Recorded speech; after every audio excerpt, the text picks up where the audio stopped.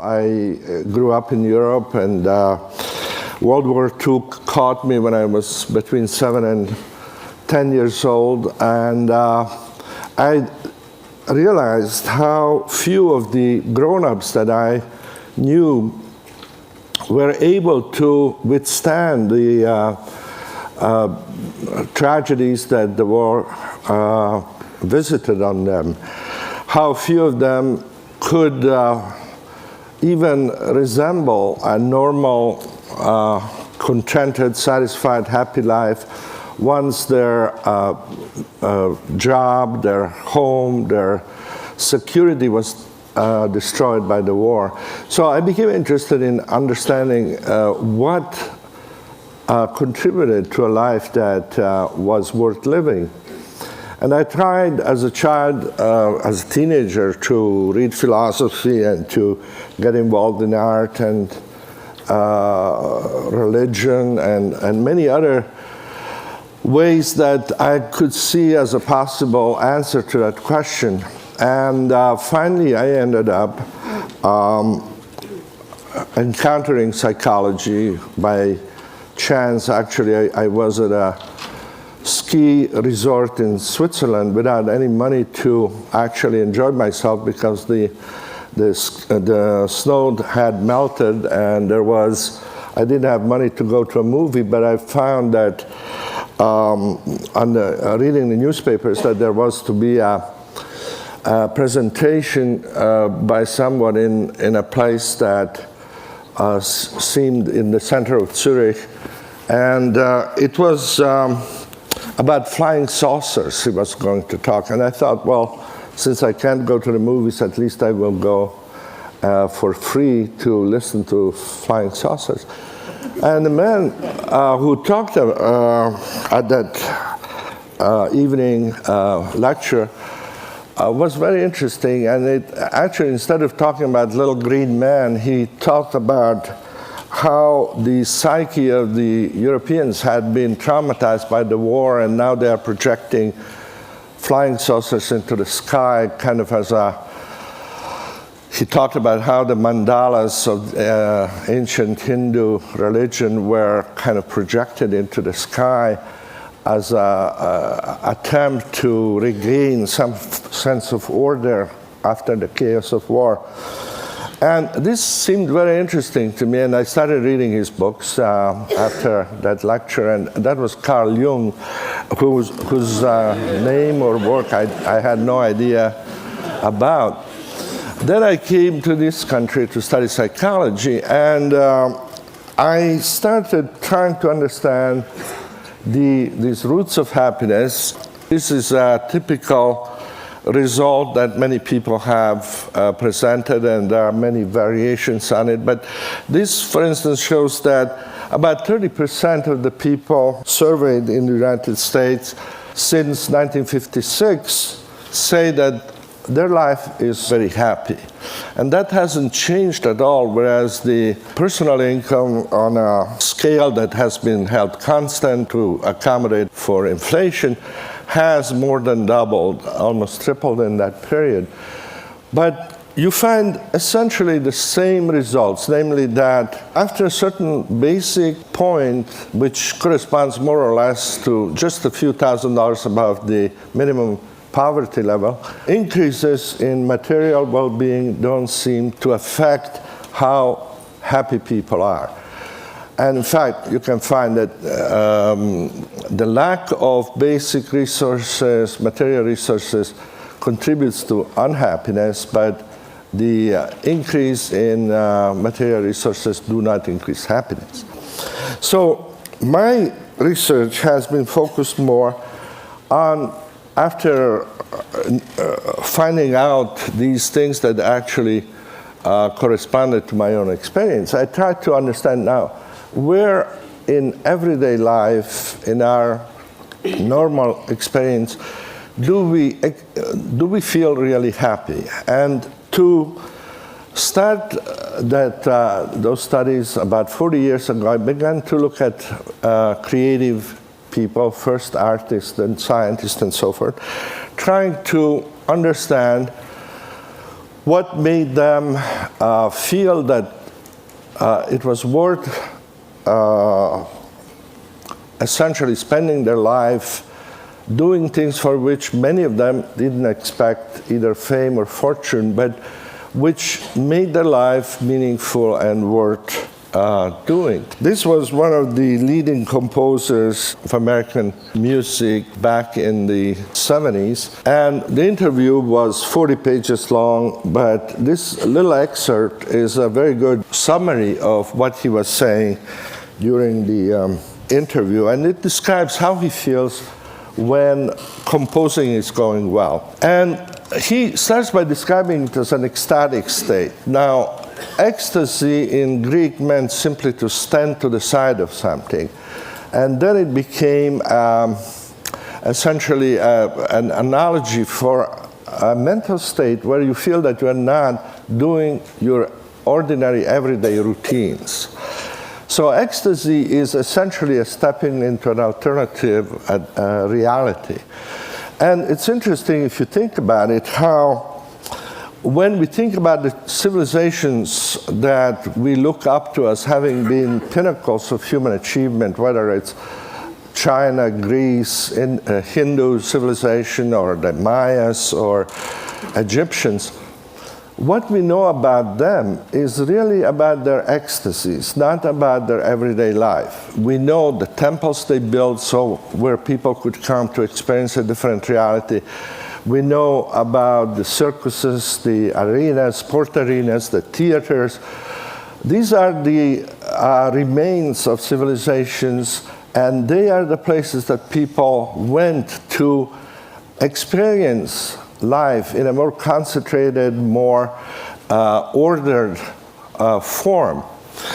Now, this man doesn't need to go to a place like this, which is also, this place, this arena, which is built like a Greek amphitheater, is a place for ecstasy also. We are participating in a reality which is different from that of everyday life that we're used to. But this man doesn't need to go to there. He needs just a piece of paper where he can put down little marks, and as he does that, he can imagine sounds that had not existed before in that particular combination. So once he gets to that point of beginning to create, like Jennifer did in her improvisation, a new reality, that is a moment of ecstasy. He enters that different reality. Now, he says also that this is so intense an experience that it feels almost as if it didn't exist. And that sounds like a kind of a romantic exaggeration, but actually our nervous system is incapable of processing more than about 110 bits of information per second. And in order to hear me and understand what I'm saying, you need to process about 60 bits per second. That's why you can't hear more than two people. You can't understand more than two people talking to you. Well, when you are really involved in this completely engaging process of creating something new, as this man does, he doesn't have enough attention left over to monitor how his body feels or his problems at home. He can't feel even that he's hungry or tired. His body disappears, his identity disappears from his consciousness because he doesn't have enough attention, like none of us do, to really do well something that requires a lot of concentration and at the same time to feel that he exists. So existence temporarily suspended. And he says that his hand seems to be moving by itself. Now, I could look at my hand for 2 weeks and I wouldn't feel any awe or wonder because I can't compose. But so what he's not telling you here, but in other parts of the interview, is that obviously this automatic, spontaneous process that he's describing can only happen to someone who is very well trained and who has developed technique. And it has become a kind of a truism in the study of creativity that you can't be creating anything with less than 10 years of technical knowledge, immersion in a particular field. Whether it's mathematics or music, it takes that long to be able to begin to change something in a way that it's better than what was there before. Now, when that happens, he says, the music just flows out. And because all of these people I started interviewing, this was an interview which is over 30 years old, so many of the people describe this as a spontaneous flow that I call this type of experience the flow experience.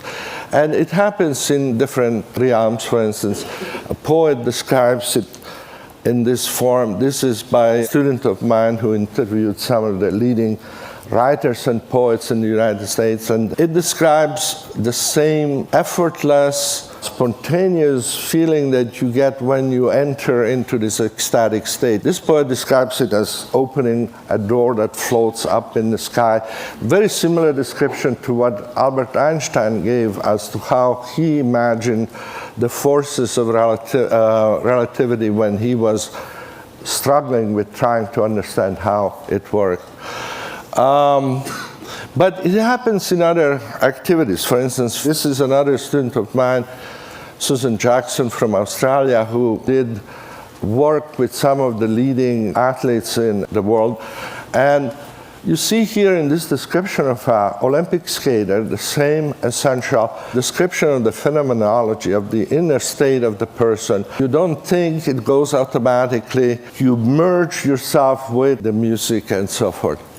It happens also actually in the most recent book I wrote called Good Business, where I interviewed some of the CEOs who have been nominated by their peers as being both very successful and very ethical, very socially responsible. You see that these people define success as something that helps others and at the same time makes you feel happy as you are working at it. And like all of these successful and responsible CEOs say, you can't have just one of these things to be successful.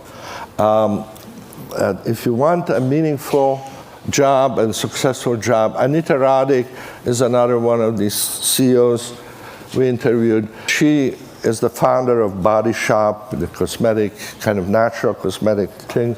It's kind of a passion that comes from doing the best and having flow while you're working. This is an interesting little quote from Masaru Ibuka, who was, at that time, starting out Sony without any money, without a product. They didn't have product, they didn't have anything, but they had an idea. And the idea he had was to establish a place of work where engineers can feel the joy of technological innovation, be aware of their mission to society, and work to their heart's content. I couldn't improve on this as a good example of how flow enters the workplace. Now, when we do studies, we have, with other colleagues around the world, done over 8,000 interviews of people, from Dominican monks to blind nuns to Himalayan climbers to Navajo shepherds who enjoy their work. And regardless of the culture, regardless of education or whatever, there are these 7 conditions that seem to be there when a person is in flow. There's this focus that once it becomes intense, leads to a sense of ecstasy, a sense of clarity. You know exactly what you want to do from one moment to the other. You get immediate feedback. You know that what you need to do is possible to do, even though difficult. And sense of time disappears. You forget yourself. You feel part of something larger. And once those conditions are present, what you're doing becomes worth doing for its own sake. In our studies, we represent the everyday life of people in this simple scheme, and we can measure this very precisely, actually, because we give people electronic pagers that go off 10 times a day, and whenever they go off, you say what you're doing, how you feel, where you are, what you're thinking about. And two things that we measure is the amount of challenge people experience at that moment and the amount of skills that they feel they have at that moment. So for each person, we can establish an average, which is the center of the diagram. That would be your mean level of challenge and skill, which will be different from that of anybody else. But you have a kind of a set point there, which would be in the middle. If we know what that set point is, we can predict fairly accurately when you will be in flow, and it will be when your challenges are higher than average and skills are higher than average. And you may be doing things very differently from other people, but for everyone, that flow channel, that area there, will be when you are doing what you really like to do. Play the piano, probably. Be with your best friend. Perhaps work, if work is what provides flow for you. And then the other areas become less and less positive. Arousal is still good because you are over challenged there. Your skills are not quite as high as they should be, but you can move into flow fairly easily by just developing a little more skill. So arousal is the area where most people learn from, because that's where they are pushed beyond their comfort zone, and that to enter, going back to flow, then they develop higher skills. Control is also a good place to be, because there you feel comfortable, but not very excited. It's not very challenging anymore. And if you want to enter flow from control, you have to increase the challenges. So those two are ideal and complementary areas from which flow is easy to go into. The other combinations of challenge and skill become progressively less optimal. Relaxation is fine, you still feel okay.